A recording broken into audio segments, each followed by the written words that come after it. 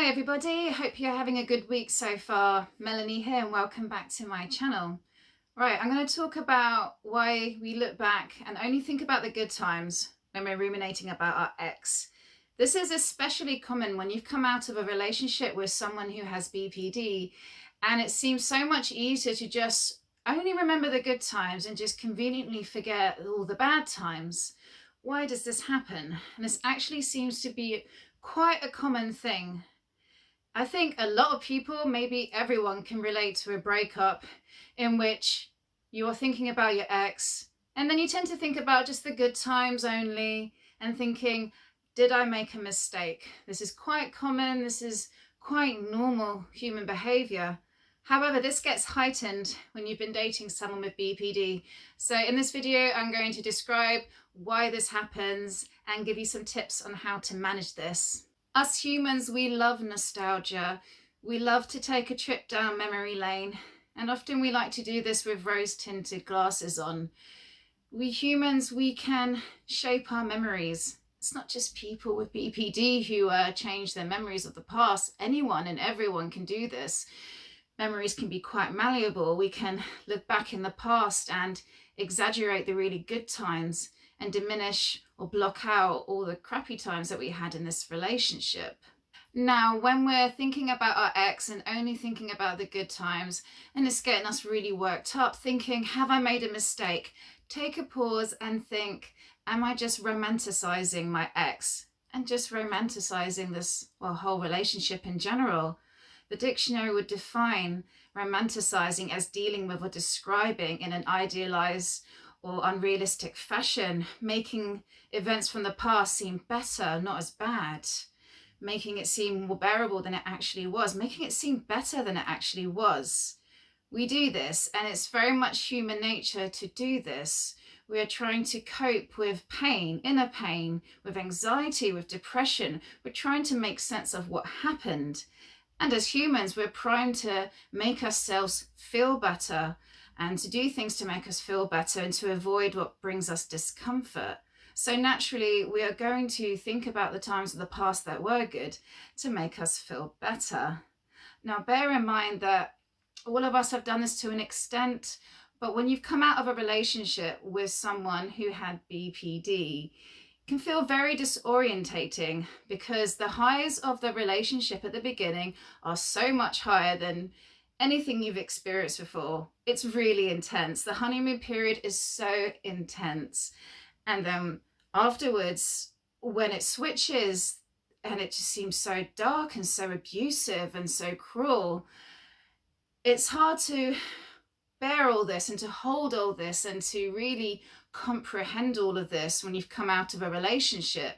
Coming out of a relationship with someone with BPD, when you're away from them, the relationship's finished, it gives us the space now to fully process everything that happened, to really acknowledge all of this. We tend to push aside, to suppress when we're in a dangerous situation, and now it's safe again. It all comes flooding in. And would you rather be focusing on all the abusive, terrifying times that at the time you were dealing with it, you were just trying to get on with it, and now that you're out of the relationship, you can fully appreciate just how hard it was, how bad it actually was. Human instinct to want to avoid thinking these things and feeling these things. So it makes sense that we would be primed to think about the good times as well. And that's the thing. When it initially starts out in a relationship with someone with BPD, the good times are really good.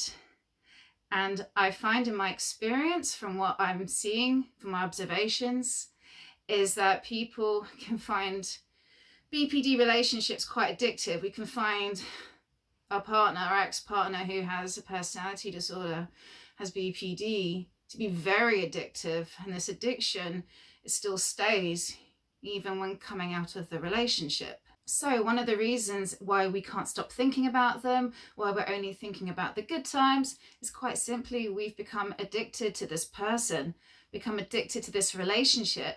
And bear in mind that there are so many feel-good neurotransmitters and other chemicals that are released when we fall in love. The initial stages of a relationship, the honeymoon stage, when you're being love bombed, when it's just perfect, it's intense, you are having a cocktail of neurotransmitters and other chemicals and other feel-good chemicals being released in your brain.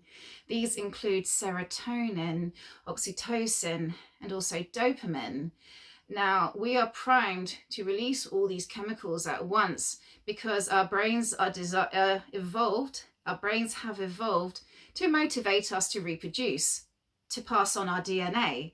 And as such, us experiencing this particular melange of neurotransmitters, serotonin, oxytocin, dopamine, amongst others, well, what it does, it means we're more likely to have sex and pass on our DNA and stick around and increase our chances of, reproduction, because it's not so easy to pass on DNA and all that. So our brains have evolved to motivate us to reproduce, but we're not meant to be feeling this state all the time. No, we're not meant to be feeling that high.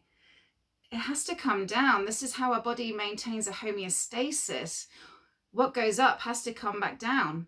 It's how it is. And yet, I suppose many of us don't want to let that go when it does start to fade in a normal relationship. It's any relationship after the honeymoon phase.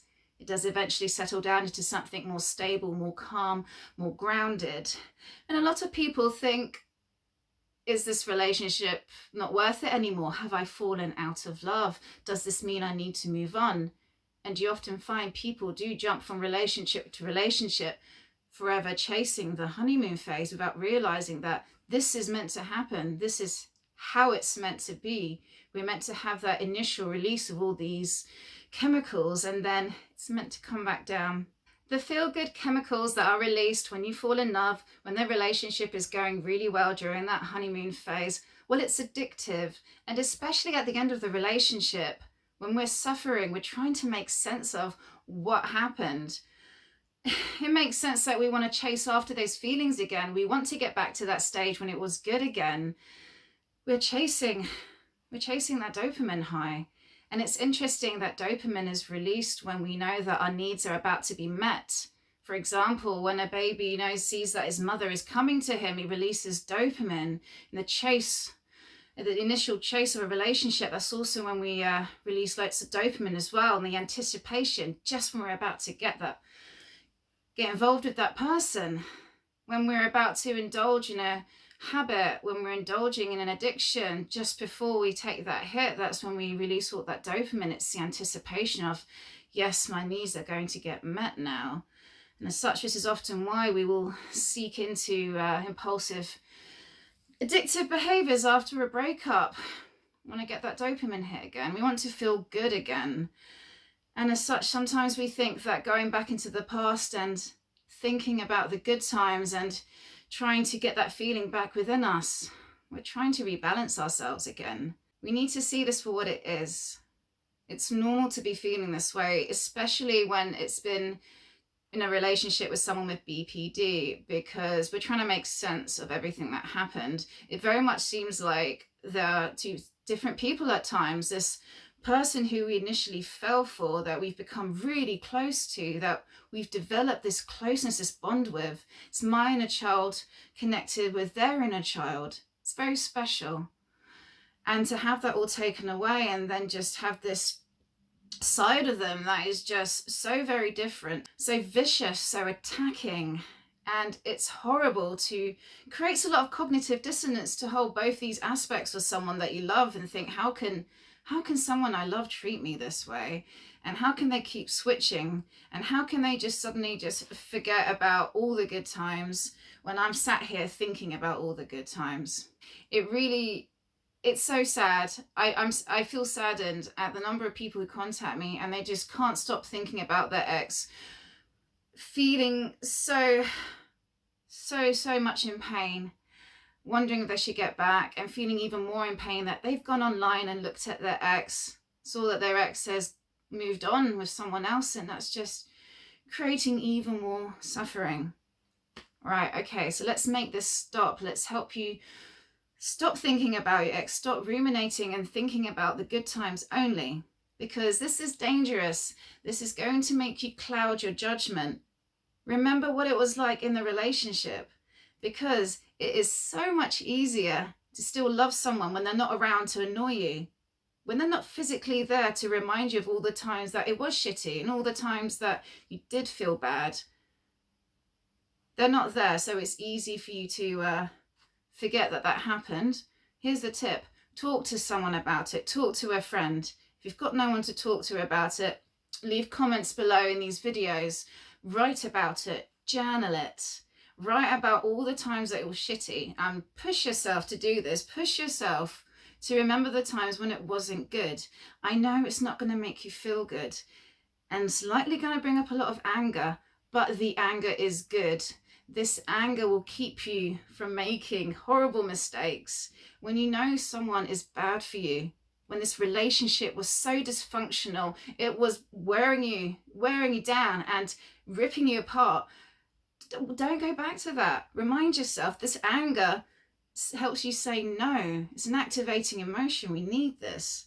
Don't be afraid to feel this anger. Challenge yourself. If you find yourself getting angry and starting to dissociate from it, well, hang on a sec. Maybe in the past I was told it was wrong to be angry.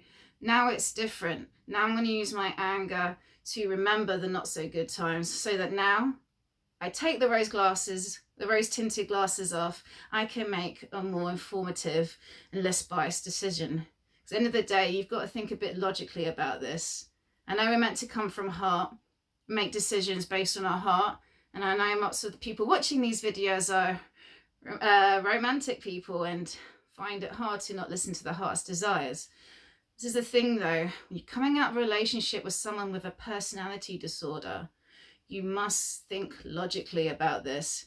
Don't be ashamed to admit if you need help, to talk to people about this. It's normal. It's normal to be experiencing this. Please don't feel ashamed for thinking this and feeling this way. Just do what it takes to be more balanced in your thinking. When you look back in the past, when you take a trip down memory lane, try to be more balanced and think of the not so good times. When you find yourself getting back onto that way of thinking that, oh, maybe it wasn't so bad. Maybe he or she wasn't so bad. Yes, it was. Otherwise, you wouldn't have been suffering in the first place like this. And I just want to end by saying that eventually, at some point, you will have to move on and let this go.